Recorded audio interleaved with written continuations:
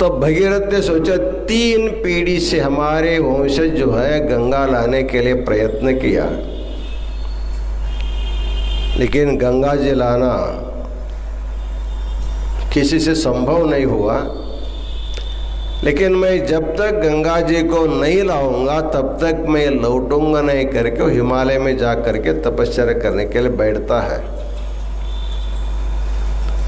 इतना घोर तपश्चर्या देखने के बाद गंगा जी को हृदय द्रवीभूत हो जाता है। इस सगर के वंश में 3 पीढ़ी मेरे लिए तपश्चर्या कर रही है, इतना कठोर होना ठीक नहीं करके गंगा प्रसन्न होती है। प्रसन्न होकर गंगा माता कहती है मैं आने के लिए तैयार हूं।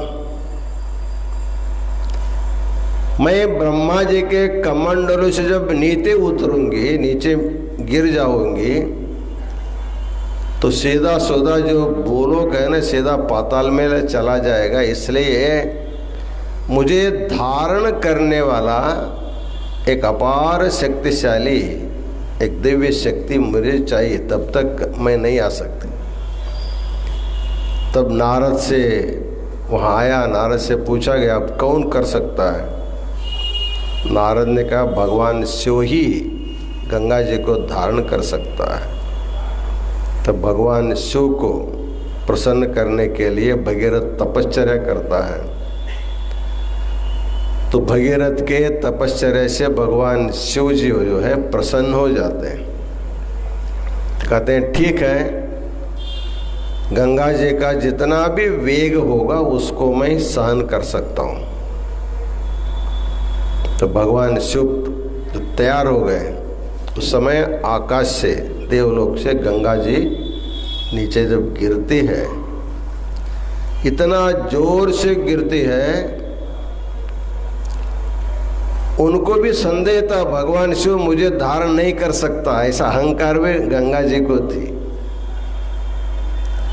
लेकिन भगवान ने अपने मस्तक इतना विशाल करके पूरे जटा में गंगा जी को पूरा बांध करके रख दिया, एक बूंद भी जमीन पर नहीं छोड़ा।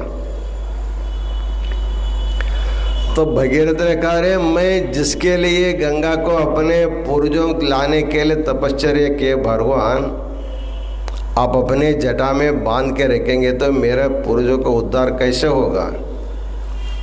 उस समय भगवान शिव ने अपने जटा से एक धारा, छोटी सी एक धारा को छोड़ते हैं, वो गोमुख में गिरता है।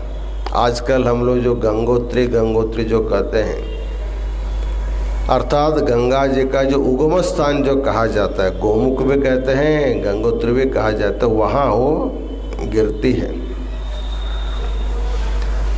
इस प्रकार भगीरथ के द्वारा